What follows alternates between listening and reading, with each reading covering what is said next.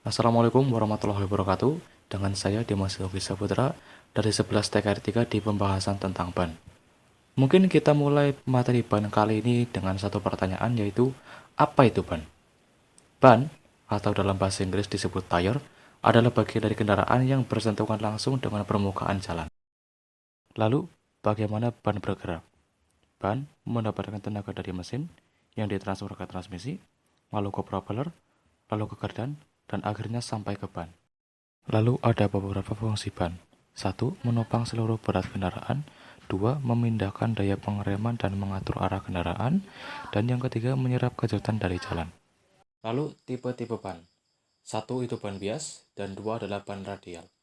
Beda dari kedua ban ini adalah bahan serat yang digunakan oleh ban bias adalah serat nilon, kalau ban radial menggunakan serat baja. Lalu ada juga ban biasa dan juga ban tubeless. Ban biasa yang menggunakan ban dalam menampung udara yang dipompakan di dalam ban dalam, yang dipompa melalui katup atau air valve, yang menonjol melalui lubang pada pelek menjadikan satu dengan ban dalam. Ban biasa ini akan segera menjadi kempes bila tertusuk benda tajam. Kita bisa lihat di sini ya, ada wheel rim, ada air valve, ada inner tube.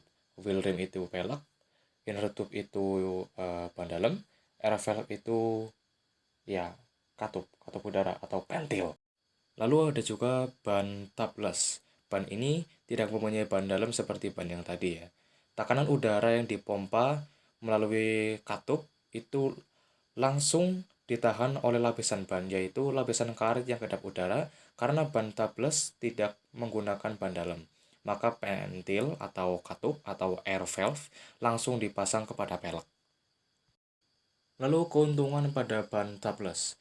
Bila ban tertusuk paku atau benda tajam lainnya, tidak menjadi kempes sekaligus karena lapisan dalamnya menghasilkan efek merapatkan sendiri. Sekalipun tertusuknya pada saat kendaraan berjalan, biasanya tekanan udara tidak turun tiba-tiba yang menyebabkan pengemudi kehilangan kontrol kendaraan. Bisa kita lihat di sini ban tubeless ketika terkena paku, maka struktur dari ban itu masih bisa ditahan, masih bisa dipertahankan dengan baik, dan ban biasa dengan ban dalam ketika tertusuk paku langsung melewat kemana-mana seperti dapat senyuman dari dia. Ya begitulah. Untuk bisa membedakan dengan mudah ban biasa dan ban tubeless itu sangat mudah karena ada tulisan tire dan tubeless di ban itu sendiri. Lalu ban cadangan atau ban sementara. Ya, ban ini tidak bisa dilupakan karena ketika amit-amit ya, ban utamanya itu bocor atau kena paku atau bagaimana, masih ada ban cadangan di bagasi yang bisa menyelamatkan kita. Ban cadangan sementara ini berbentuk lebih kecil ya, karena tujuannya itu untuk menghemat tempat di bagasi dan penggunaannya itu bersifat sementara. Karena ya, ini ban cadangan, bukan ban utama. Selanjutnya yaitu kode spesifikasi ban dan pelek.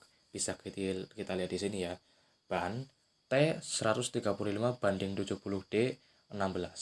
1 T itu penggunaan sementara, 135 adalah lebar ban di milimeter, 70 itu adalah aspek rasio, 4 adalah ban bias, dan 16 adalah diameter pelek di inch.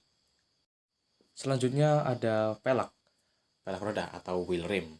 Bisa kita lihat di situ ada angka 4, huruf T, X 16. Yang pertama adalah 4, yaitu lebar pelek dalam inch. Lalu ada T, bentuk flange pelek untuk ban pemakaian sementara, dan 16 adalah diameter pelek dalam inch.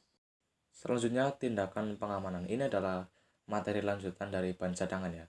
Kemampuan ban cadangan kecil hampir sama dengan ban normal, kecuali kemampuan membelok dan kemampuan di jalan yang kasar. Bila menggunakan ban cadangan yang kecil, ini perhatikanlah tindakan pengamanan sebagai berikut. 1. A. Ban cadangan serep ini hanya untuk penggunaan sementara.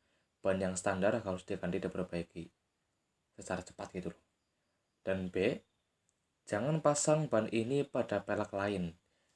Demikian pula trim, ring, tutup roda, dan ban standar pada pelek ban cadangan ini, karena dapat merusak komponen yang lain. C. Sekurang-kurangnya sekali dalam 1 bulan periksalah tekanan udara. Tekanan udara sangat saat dingin adalah 4,2 kg per sentimeter kubik. Berhati-hatilah dalam menambah tekanan udara pada ban karena kenaikan tekanannya lebih cepat disebabkan ukurannya yang sangat kecil. Tambahkan tekanan udara tambahkan tekanan udara sedikit demi sedikit dan periksalah selalu sampai tekanannya mencapai 4,2 kg per cm² saat dingin. Jangan menggunakan rantai ban pada ban ini karena dapat menyebabkan kerusakan kendaraan dan ban. Kebocoran ban tipe T ini harus diperbaiki dengan ditambal, bukan disumbat atau disisipkan. Dan yang terakhir dalam berkendara menggunakan ban tipe T, ingatlah hal-hal berikut, yaitu hindari kecepatan konstan atau kontinu lebih dari 80 km per jam.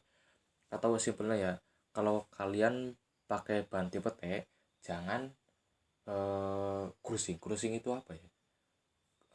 Jangan misalnya di tol, kalian jangan 100 km per jam konstan gitu. Jadi ya itu jangan konstan 100 terus. Jadi jangan gitu.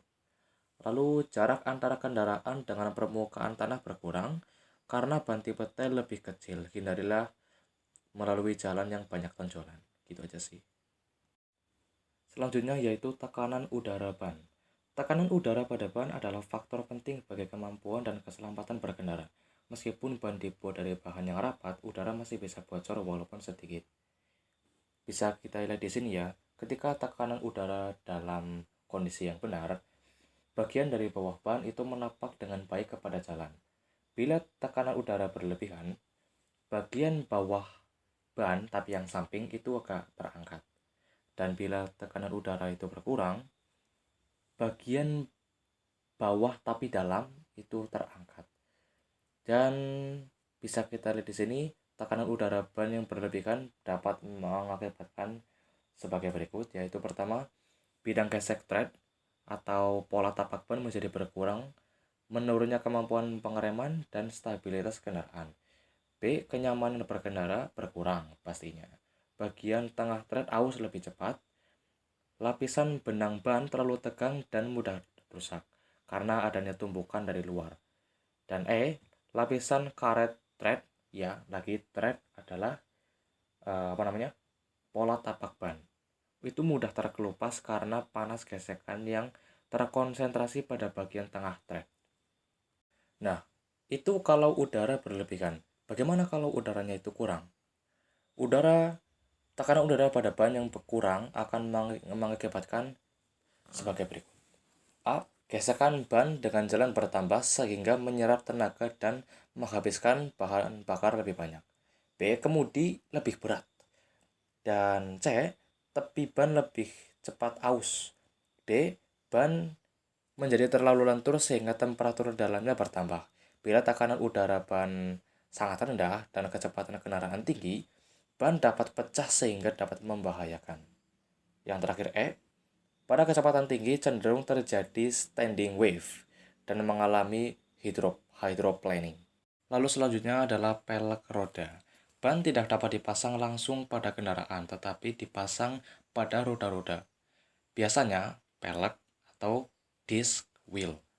Karena roda merupakan bagian penting yang menyangkut keselamatan mengemudi, maka harus cukup kuat untuk menahan beban vertikal dan horizontal. Beban pengendaraan, pengereman, dan berbagai macam tenaga tertumpu pada ban. Di samping itu, roda harus sesering mungkin, tambahan pula ban harus dibalance dengan baik. Dengan demikian, dapat berputar lembut pada putaran tinggi. Pelek juga harus dibuat akurat agar dapat mengikat ban dengan baik. Tipe pelek roda. Pelek roda dapat dibedakan menurut dua metode ya, pembuatan dan bahannya. Ada dua tipe yang umumnya digunakan dan sering digunakan. Ya sekarang ya, digunakan sering sekarang itulah. Yaitu baja press dan campuran besi tuang atau cast light alloy seperti yang kita bisa lihat di sini ya.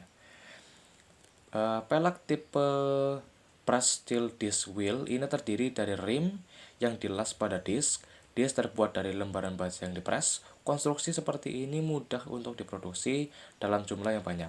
Pada umumnya kendaraan menggunakan tipe ini karena lebih tahan lama dan kualitasnya merata. Lalu pelek dari bahan campuran besi tuang.